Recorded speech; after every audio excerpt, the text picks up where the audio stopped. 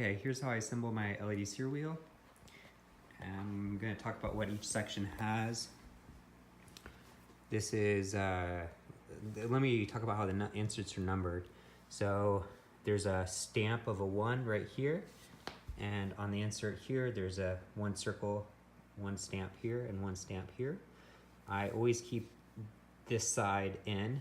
The stamps are only on one side, so I know which way is up. So that's number 1. So if I go over here, actually, this is number 1, which has the battery and the chip. And then so here to the left is number 2. So it's got 2 dots down here. It's got 2 dots here and 2 dots here. Again, this one's gonna always stay in. And so this guy's got 3 dots down here. It's got 3 dots here and 3 dots here, and so on. 4, 4, and 4. And then 5, 5, and 5. So you want the dots up when you're assembling the wheel, and that makes it easier to figure it out. So if the dots are up, you know you're doing it the right way.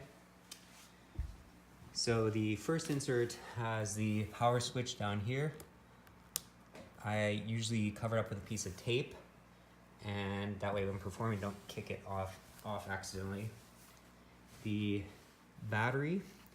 So all the power switch does is the battery, let's see, the switch just has one side, the positive, going up to the switch, and it turns the positive on, which runs down here, and this gives me positive and negative when it's turned on.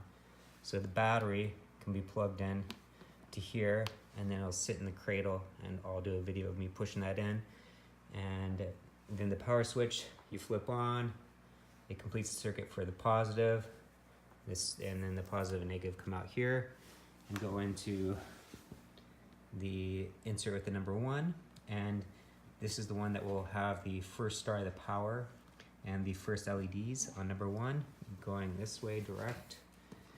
And the chip is embedded here. I'll pull it out so you can see how to mess with it and modify it and replace it. My design has 1 button here, so that's 1 button to start things.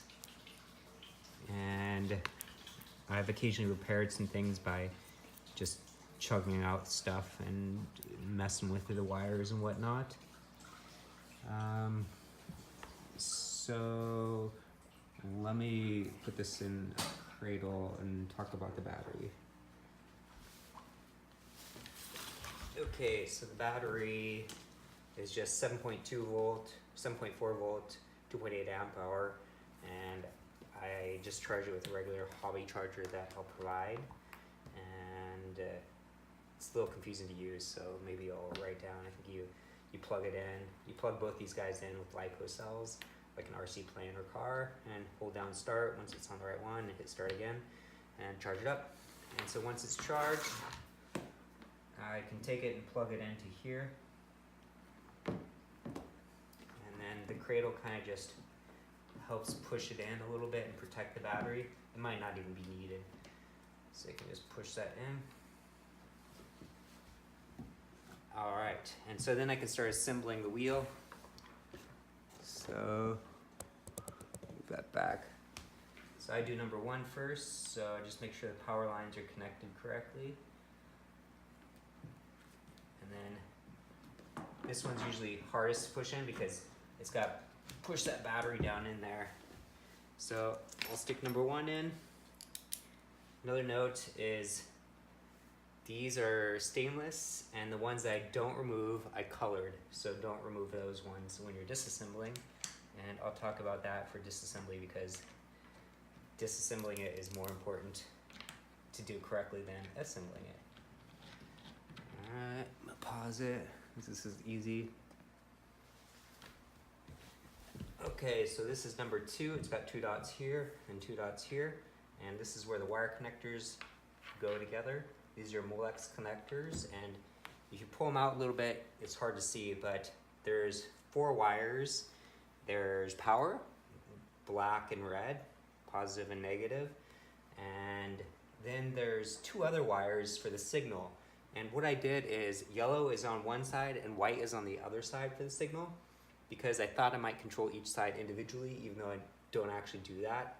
And at the start of the chip, they're just wired together. and so then it just sends out the signal in parallel. Really, two of them aren't needed, and it could be split off and attached at any point if it needed to be. If that doesn't make sense, you can ask me more details. So for assembly of these guys, I gently pull them out a little bit, and they have a specific direction where this little clip, I'm gonna zoom in here. So this is the shot of the assembly. So yeah, there's a little clip here to orient it right. It only goes one way. And once you do one, I push it together and I'll put the bolts in right now. And then I'll go ahead and do the next one.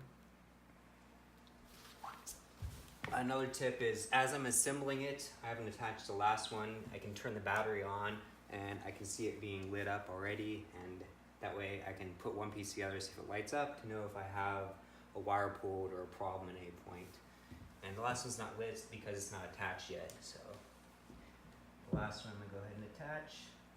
Kind of pull it out to just get it so I can push against it. And then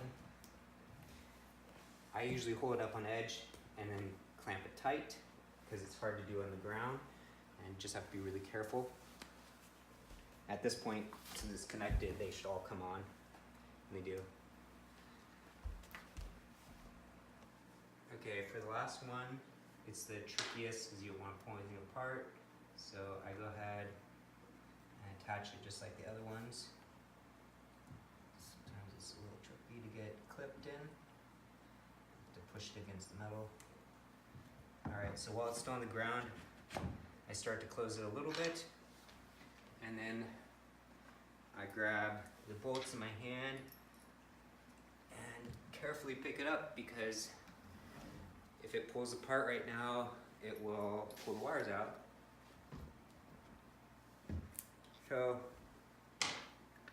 I just take it and gently rock it up and down until it clicks in, and then I can set it in the ground and do the last bolt inwards, or I could do it right here, which is a little trickier. In fact, maybe we'll put it in the ground, which is what I usually do after it's clipped together.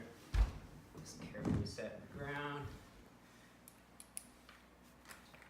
and I can get that bolt in. Alright, I'm not going to put it in all the way, but at this point everything's green, which is the start of my pattern that runs. Let's talk about disassembly, because that's really important that you do the reverse of this so that you don't pull that first wire out. It's really easy to do if you're trying to get it. If you take all the bolts out, it's going to be easy to pull the wires apart. So this is really important for the way to disassemble it. And so what I do is, it really almost doesn't matter which section you want to disassemble first. Like I mentioned before, some of the bolts are colored, and they're just colored with a pen. Don't take those out, those are permanent. So take the bolts out on some of the ones that are not colored. And after you do that, grab it, walk the wheel up carefully, and now I'm just gonna rock it up and down to slowly ease it apart and kind of hold it so that it doesn't fall apart. In fact, let me do it from this side.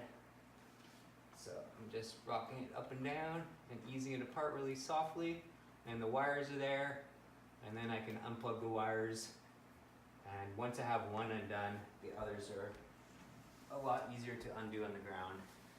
So really that's the main trick to undoing it. Sometimes I'll undo the number one, or the one with the battery, and that way I can just change the battery or take it out and charge it. Cool.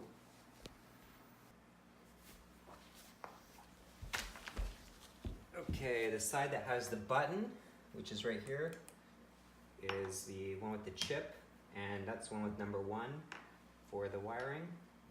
And let's see, the wiring has the positive and negative power tapped in right at the hole that comes in, and then there's one wire going to the front, the first data in LED, and then at the end it's just the opposite. There is no power connection, but the data out is then brought back up past where the insert would go and into the inside, and it's just mirrored on the other side with the other color, because I thought I'd do a pattern differently in each side, but never did. So let me take the chip out, even though I haven't taken it out in a long time. So hopefully this doesn't wreck anything.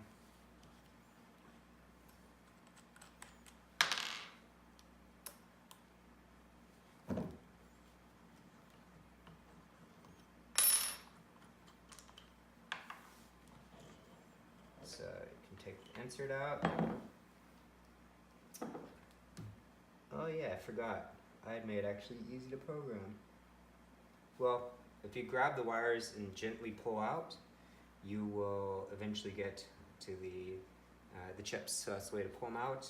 And if you have questions about what it is inside of it, you can just shoot me an email. Right here's the SD card. I forgot I did this, so I could easily change the patterns. I forgot. So you could use my program to generate patterns too if you want, and that will work fine also if you don't want to change the chip. So I can send you the program.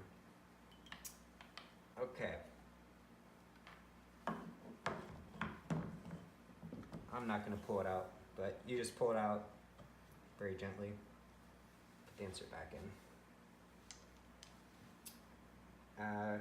Sometimes the cords will get stuck down in here, and so what I do is I just have a piece of wire that I can use to go ahead and fish the cords out. So that's what that wire is for. And let's see. So once it's turned on, you can do a single press to start to go to the next pattern. And if it's a program pattern, it will just run through the program pattern. If it's not a program pattern, a single press will take you to the next one, the next available pattern. But to skip the entire program pattern and to go to the next program pattern, you push and hold. So if you turn it on, it's going to be all green, which is my pattern that I have started programmed. A push of the button would start my sequence. Instead, if you push and hold, it'll go to a mode where you can just iterate through patterns.